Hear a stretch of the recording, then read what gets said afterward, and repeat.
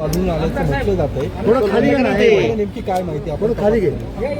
बरोबर आहे. प्राथमिक तपासमध्ये ते एक बॉम्ब सदृश एक लो ग्रेड एक्सप्लोसिव्हचे आयडी प्रथमदर्शनी दिसते. यामध्ये पुढचे ते आमचे बॉम्ब डिस्पोजल स्क्वॉड आणि पोलीस पथकला ज्यावेळी हे माहिती मिळाली त्यांनी हे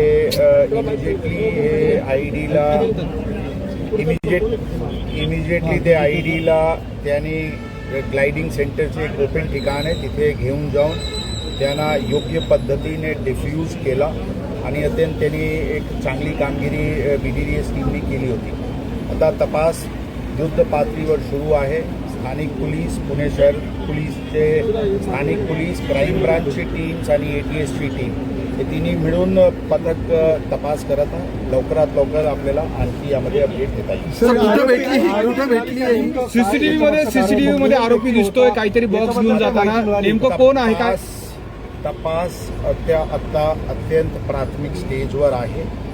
पोलीस दल युद्ध पातळीवर तपास करत आहे. आपल्याला लवकरात लवकर याबद्दल विस्तृत खुलासा